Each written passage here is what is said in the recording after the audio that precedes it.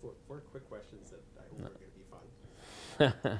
What happened to your earring, and is it ever coming back? Oh, well, I hope it's okay if I say this. My wife Sarah said to me, I think at this stage that earring is a little bit 90s, and I think it's probably needs to go.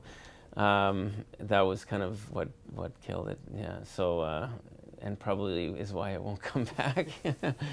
So yeah, that's the answer to that question. Do you still plan to bike year round? Do you still plan to bike as much as you did before? It's been harder to bike as much as I did before because of the nature of the meetings and the way I've had to be all over the city. But I absolutely do intend to bike around. It's a form of exercise for me. It's a way to clear my head in between meetings. It's a great way of getting around the city. And so yeah, I've always picked and chosen my transportation option given the day, and I'll continue to do that. You obviously plan to be more active on social media than your predecessor. Do you watch people like Donald Trump and what he tweets and sort of think, okay, that could have a bigger reaction than maybe, not that you would tweet something similar, but yeah. That the repercussions can I won't be picking fights with China on Twitter. I can say that. I'm already learning in this role that social media is a good way of helping to reach a lot of people who maybe aren't, no offense, reading the newspaper, to get their news. And even just some of the press releases that we put out about events coming up and about, road safety initiatives that we're doing, or the Ding in the New Year transit initiative, by putting that on my Facebook page as a mayor, or by putting it out on Twitter, it does help to kind of spread the word of what the city's doing and what I'm doing, and I can see the value in that. Is it a good place to have, big debates with people individually on controversial issues? I think the place to do that is in the city council chambers, and so that's perhaps a difference with Donald Trump. I mean, I do want to provide information to people. I want to share people my opinion about what should happen at times, but the debates are for the council chamber, I think, and that's the fine line that you sometimes get into on Twitter, particularly when people want to bait you and get into endless conversations about issues.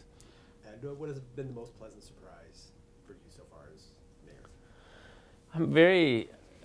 You never know in an election with the councillors, how it's all going to play out and who you're going to end up with and what their attitudes are going to be about the job. And so absolutely, for me, I feel confident that with this group of councillors who's been elected and the very determined commitment that they have to do what's best for the city, that we're going to be able to work well together. We won't agree on everything, but the intent and the motivation I see among our councillors is the right one for having good governance and in terms of achieving good outcomes for the citizens.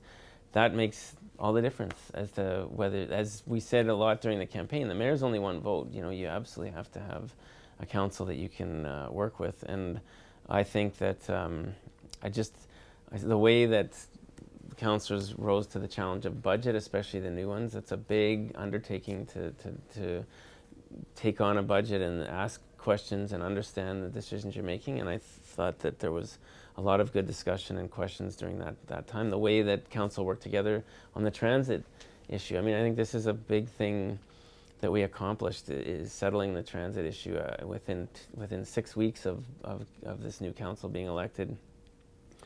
And credit to the union and credit to our staff and to council for resolving that. Those could have been divisive issues that started us off on the wrong foot, and instead I feel like we were able to tackle them in a thoughtful and coordinated way. Okay, I think that's it. All right.